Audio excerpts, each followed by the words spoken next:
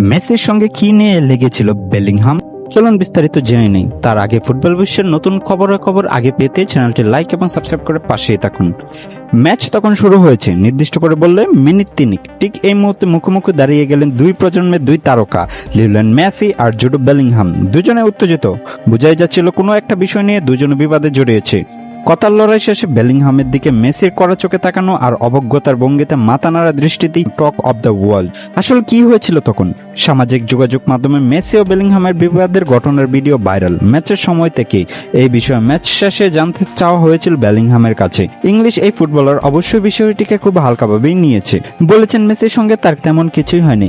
আসলে আমরা একটা ফাউল নিয়ে কথা বলছিলাম, তবে তেমন খারাপ কিছুই না। আমি নিশ্চিত সবাই বিষয়টিকে বড় করে দেখবে, কিন্তু সত্যি বলতে তেমন কিছুই হয়নি। কোন ঘটনা থেকে দুইজন একে অপরের সঙ্গে তর্কে জড়িয়েছিলেন সেটি জানতে গিয়ে বেলিংহাম বলেন, আমার মনে হয়েছিল একটু আগে একটা ফাউল হয়েছে। মেসি বলল, তাহলে আমার উপর করা ফাউলটা কি হবে? আমি তখন বলেছিলাম, তুমি তো এসব সামলানোর মতো যথেষ্ট শক্তিশালী, ব্যাস এতটুকুই। টানটান উত্তেজনার এই ম্যাচের 55 মিনিটে অ্যান্থনি গর্ডনের গোলে 1-0 ব্যবধানে এগিয়ে যায় ইংল্যান্ড। ম্যাচের 84 মিনিট পর্যন্ত জয়ের সুবাস পাচ্ছিল ইংলিশরা। 85 মিনিটে মেসির পাস থেকে এনজো ফার্নান্দেজের বুলেট গতিতে দূরপাল্লার শট ফেরাই সমতা। এরপর 92 মিনিটে মেসির মাপা ক্রস থেকে বদলে নামা লাউতারো মার্টিনেজের হেডে স্কোর লাইন হয় 2-1। ম্যাচ শেষে ট্র্যাজেডি হিরো বেলিংহামের কাছে সাংবাদিকের প্রথম প্রশ্ন ছিল মেসির সঙ্গে সেই মাঠের লড়াই নিয়ে, আর তিনি উত্তরটা দিয়েছিলেন হাসি মুখে। পাশাপাশি মেসিকে প্রশংসাতে বাসিয়েছিলেন বেলিংহাম।